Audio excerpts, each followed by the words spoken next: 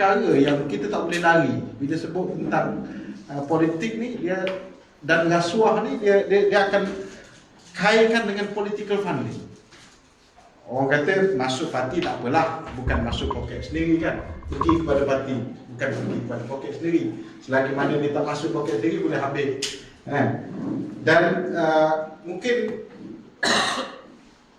pengalaman Datuk Seri Mujahid sendiri seketika pemerintah atau ketika menjadi kerajaan dulu, ada pembaharuan yang dibuat ketika zaman Pakatan Harapan yang perlu diteruskan ataupun perlu dikemas kini untuk memastikan indeks rasuah kita mungkin boleh pada tahap yang sebelum.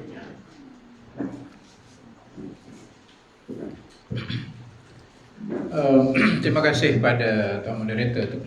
Sebelum saya nak jawab tu, saya nak ambil sikit satu tanggapan yang meleset dan khurafat, iaitu kalau orang Islam rasuah boleh, sebab akhirnya dia taubat, dia masuk syurga. Ini yang berlegar di kalangan orang-orang kita.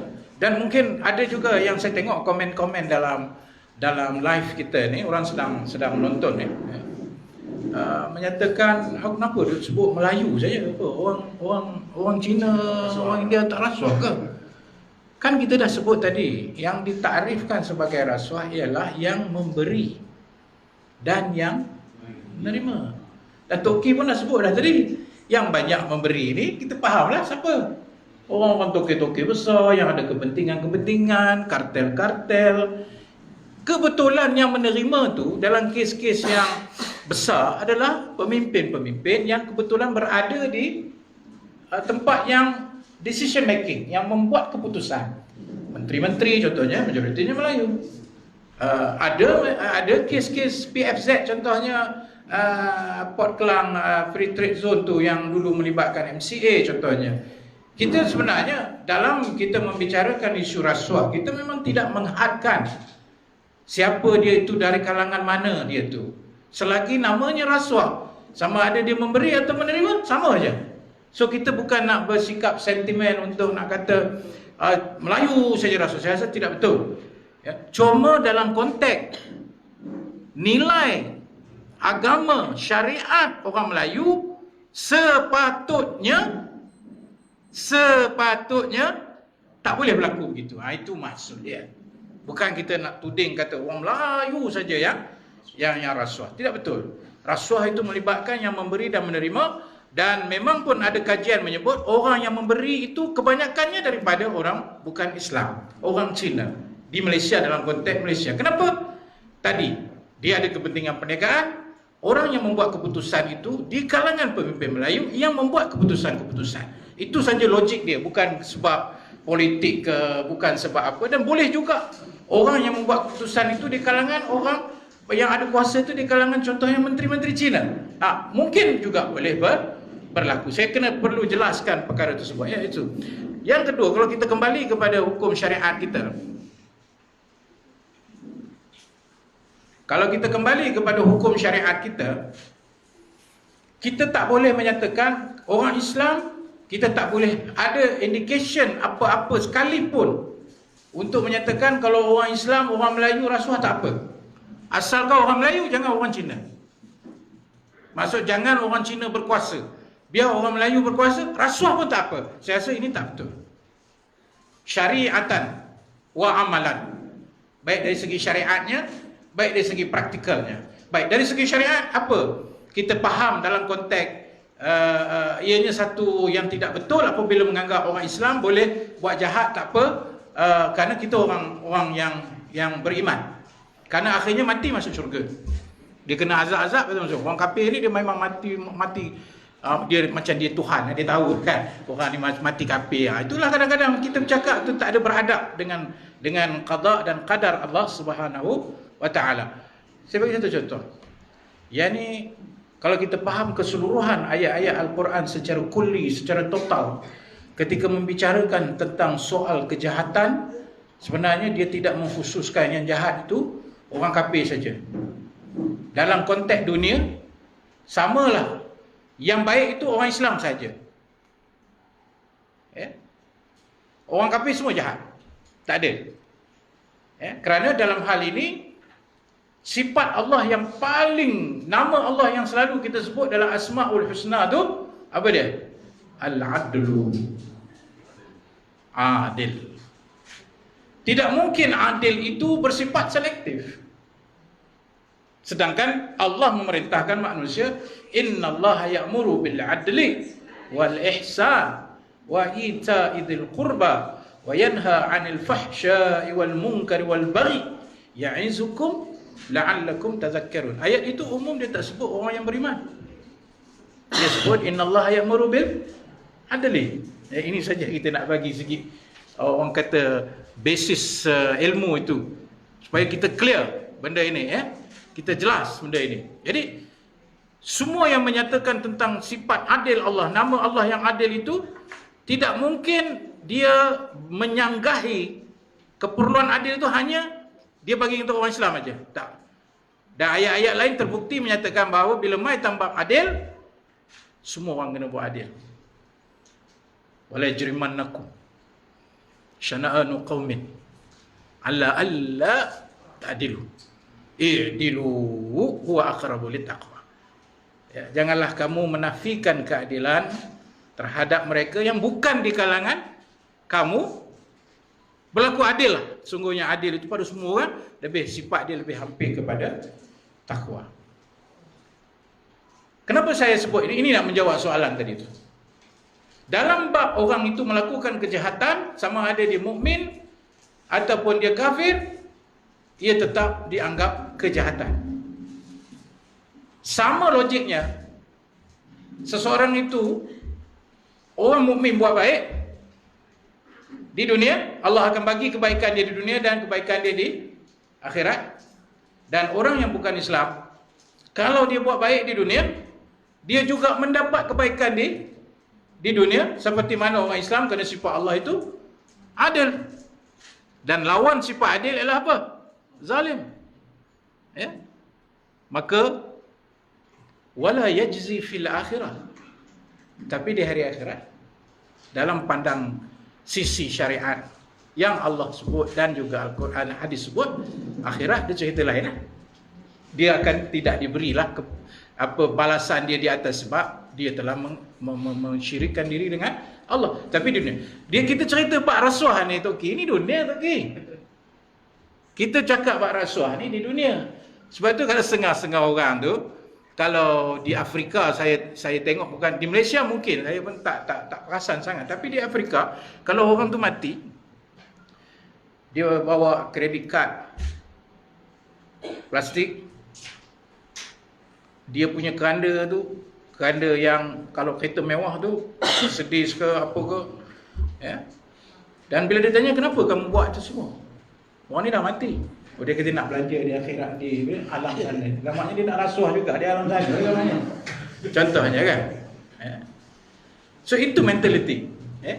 Tapi orang yang kalau kita ambil pandangan Ibnu Taimiyah, ini lagi berat. Ibnu Taimiyah ni di atas sifat dia seorang usuli dalam fatwa dia dan dalam buku dia Al-Hisbah, dia menyebut satu ungkapan yang sampai hari ni kita pakai, yang menyatakan kalau engkau di dunia ni orang Muslim pun, tapi kau buat jahat, Allah tak akan tolong kau.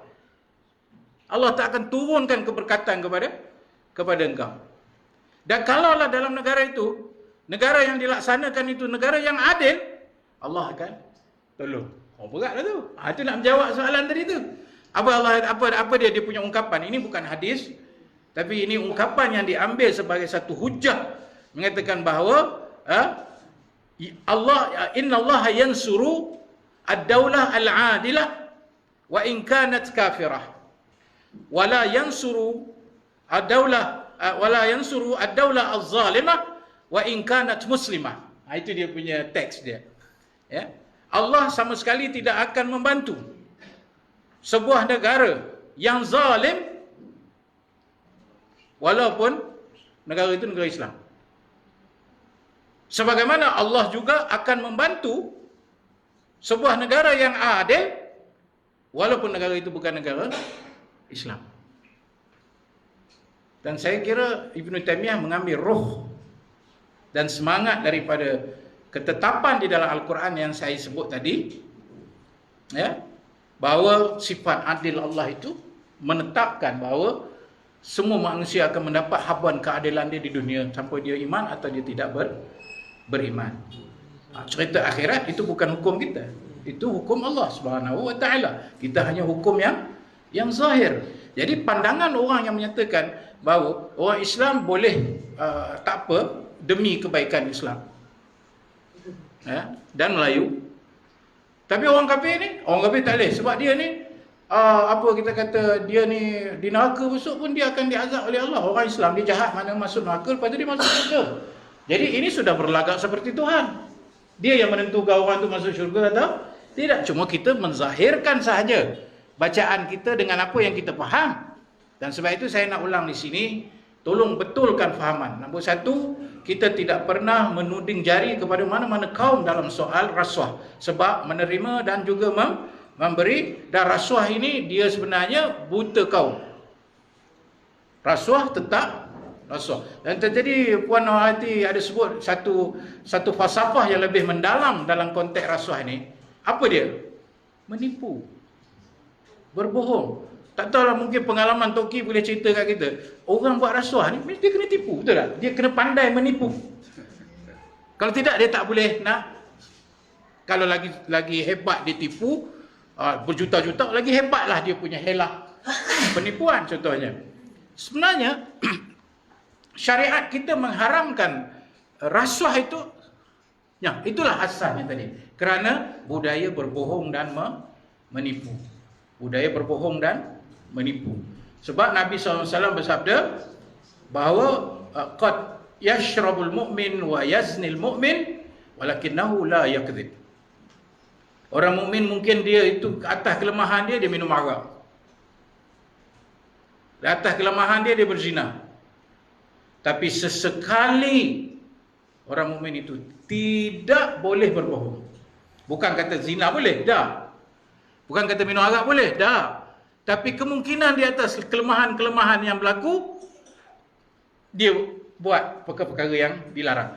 Tapi Nabi kata bohong tidak sama sekali. Walakinnahu la yakdzib. Dan kadzib yang paling besar, pembohongan yang paling besar, ialah iftira' 'ala Allah. Al-iftira' yakni membohongi Allah. Macam tadi ya. Kita bohongi Allah tak? Kalau kita rasuah benda tak elok, kita macam membohongi Allah seolah kita menyatakan Allah tak nampak. Sedangkan Allah Sami'un Basir. Allah Maha mendengar dan Maha. Kita membohongi Allah tak? Ya. Wa man azlamu mimman iftara 'ala Allahi kadziba. Ya. Apa lagi yang paling besar kezaliman di kalangan mereka yang menipu Allah, dan rasuah adalah menipu Allah. Itu satu.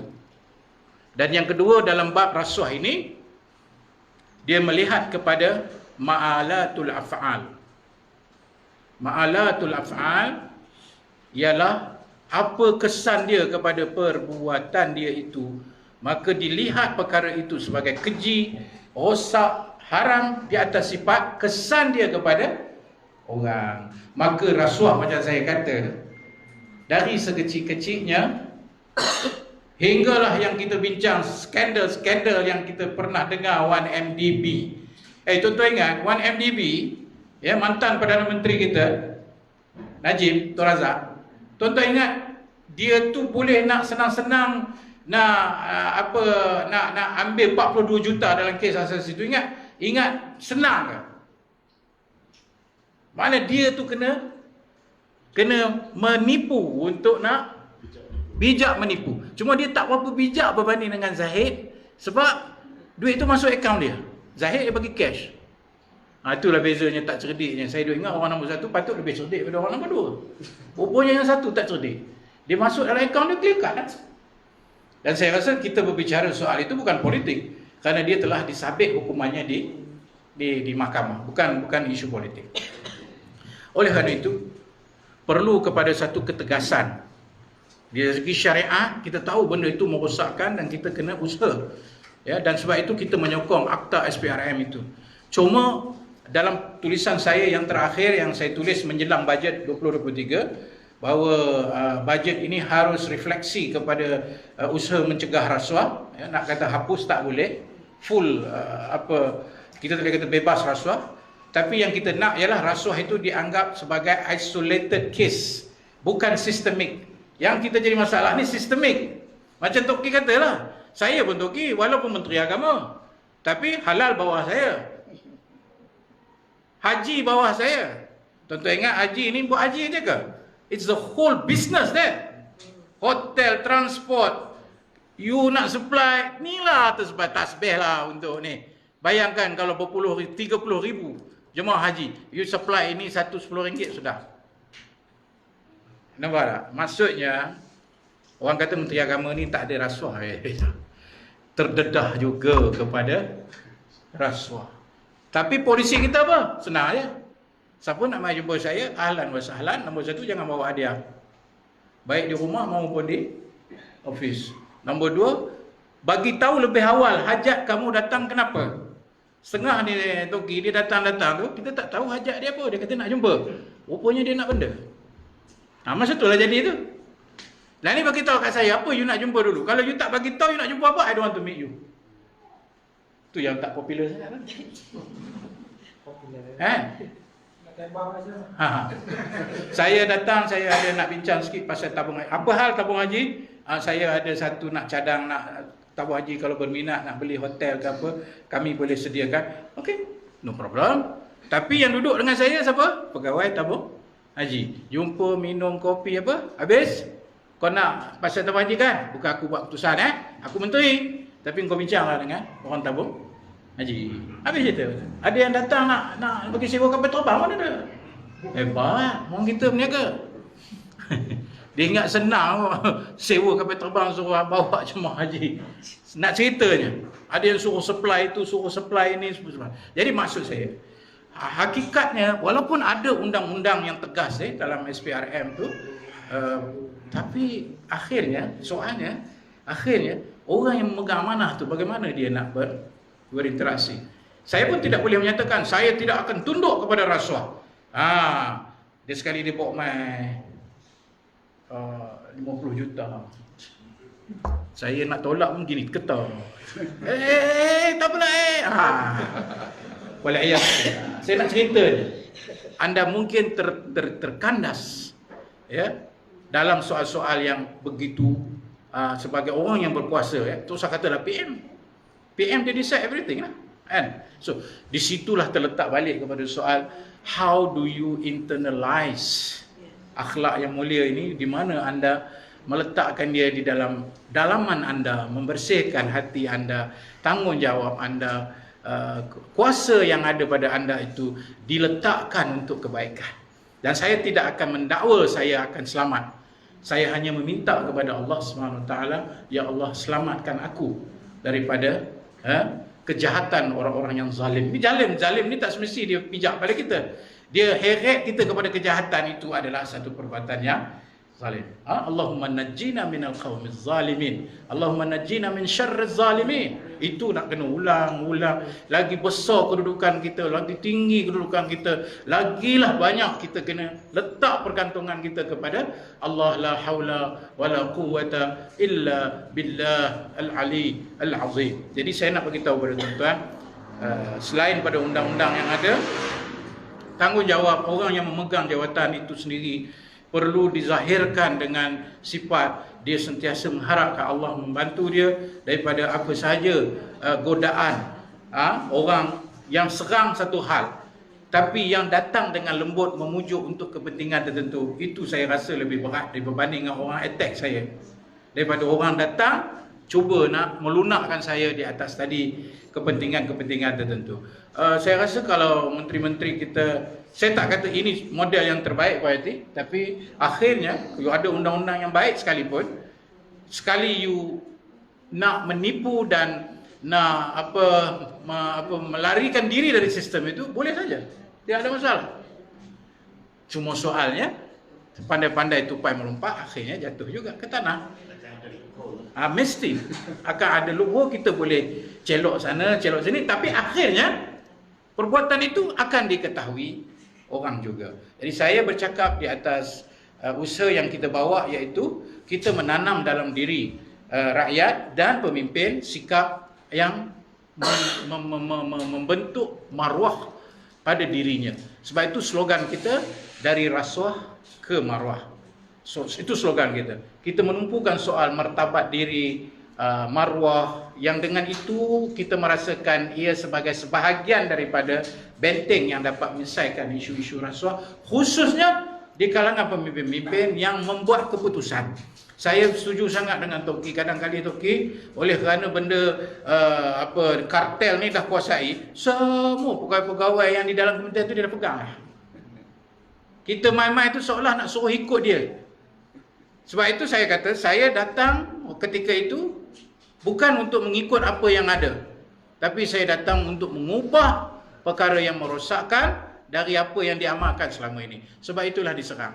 Sebab itulah difitnah, jual tabung haji lah, jual itulah, jual habis-habis semua saya jual lah. Sokong LGBT, tak sokong LGBT. Kerana saya tahu di kalangan mereka yang menyemarakkan lagi fitnah ini adalah orang yang berkepentingan kerana dia dah tak boleh dah nak buat yang dia biasa buat sebelum ni, kerana ketegasan kita, maka dia gunalah untuk menjatuhkan kita. Jadi itu maksud saya, semoga Allah melihara negara kita ini daripada pemimpin, dan saya pohon pada Allah sebagai sifat saya ahli legislatif yang berkemungkinan bila-bila masa sahaja mungkin diangkat oleh Allah menjadi kerajaan. Maka wallahu alam, kita tak tahu apa akan berlaku. Hari ini saya berbicara dari rasuah kepada maruah, esok dah digoda dengan berbagai godaan. Saya hanya minta pada Allah, peliharalah saya dan rakan-rakan saya dan yang ada hari ini, supaya mereka jadi lebih baik untuk memartabatkan maruah dan meninggalkan budaya rasuah. InsyaAllah.